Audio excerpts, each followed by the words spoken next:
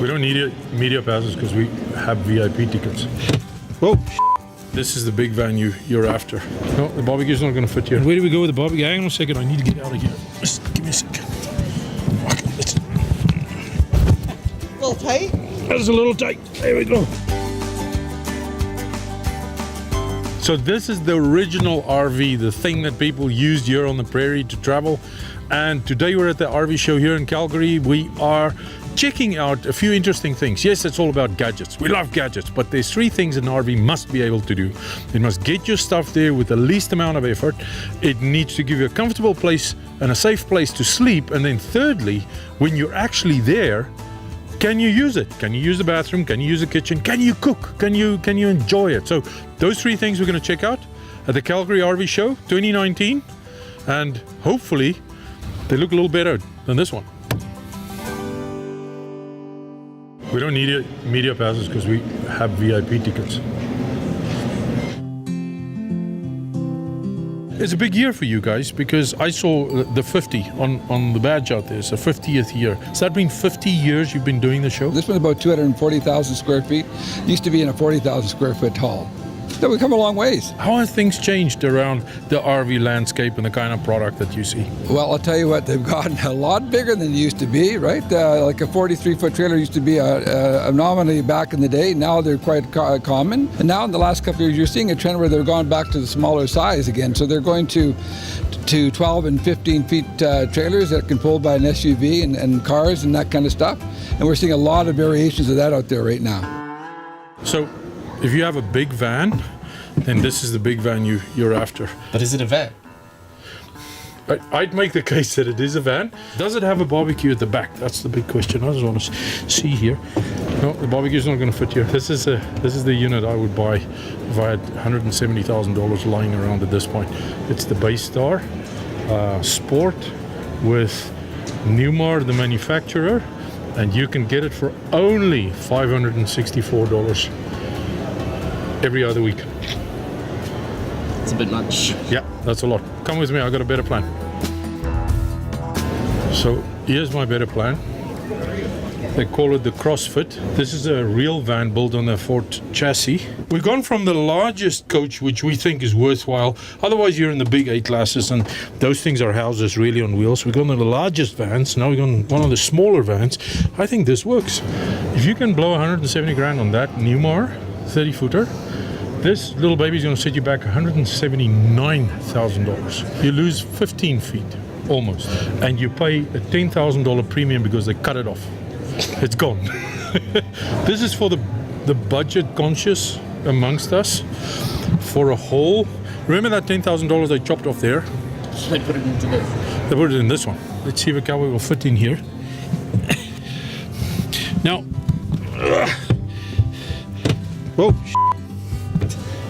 I think it's broken already. Remember those three things we said that you need to be able to do when you go on the road? You need to get there with all your stuff. Yeah, you can probably get your stuff in here, and this is probably easy to pull. Will you be able to sleep comfortably? Probably. And where do we go with the barbecue? Hang on a second, I need to get out of here. Just give me a second.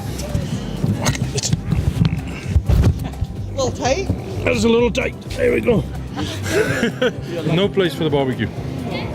We need to find a bigger one. Here's a bigger one.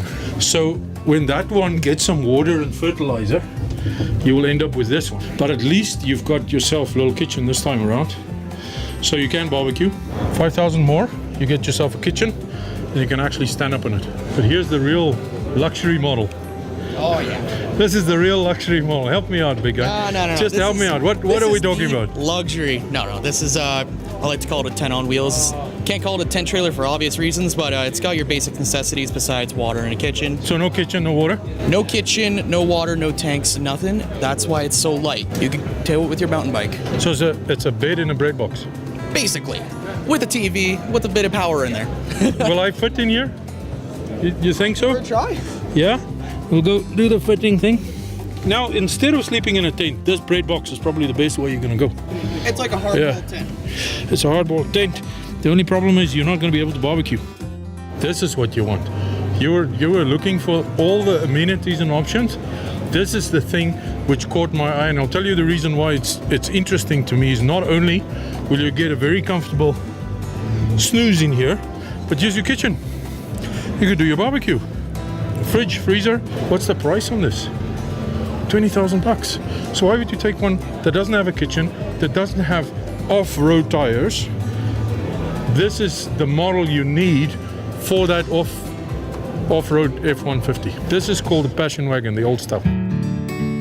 So remember when they said things are going to get smaller and that you need to make a plan for some of the lighter vehicles?